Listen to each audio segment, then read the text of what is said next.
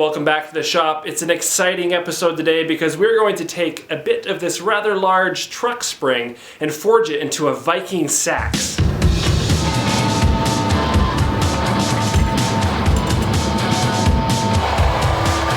This is a project I've given some thought to for quite a while, and I want to make a blade that is big enough to do some light chopping, but is also small enough to be carried and wielded easily. The Seax in the Viking tradition was just a knife that people commonly use, and they came in various sizes.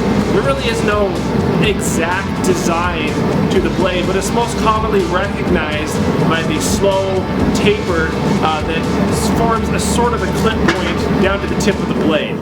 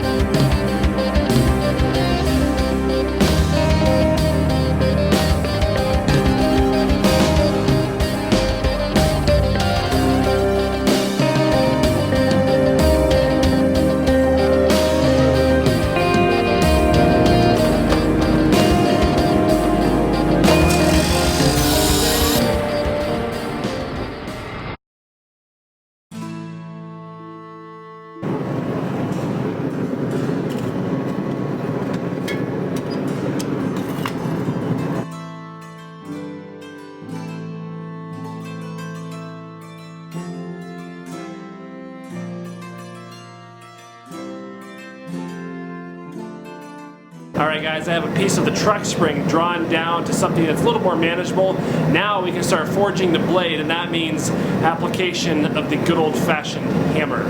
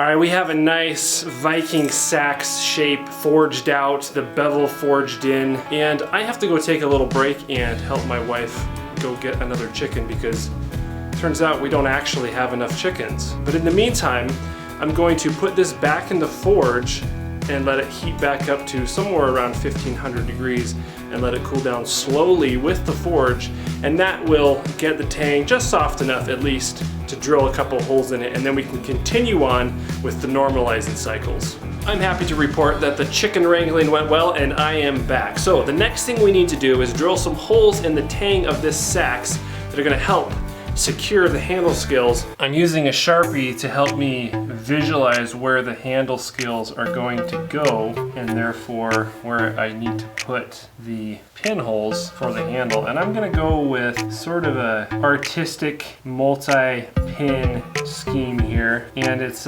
really for the aesthetics, but it will add that much more strength to the handle construction.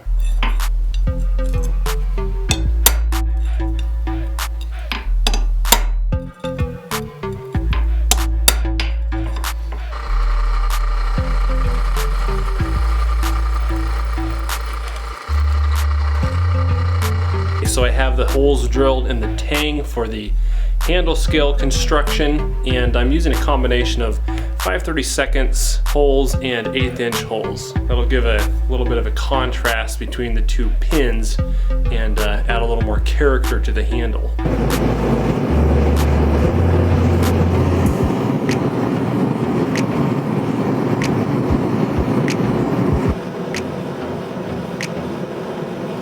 3 tips I can give you for normalizing in a forge.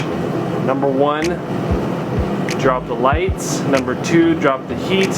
And number 3, keep that blade moving in the forge. All of these things are going to help you get not only the correct heat, but also the even heat that you want during a normalizing cycle. Guys, thanks for coming along on this Viking Seax build. I can't wait to finish this. This is gonna be awesome. It's already been a lot of fun. Thanks for watching. If you haven't subscribed yet, please do so and hit the notifications button. That'd be great as well. Thanks for watching and have a great day.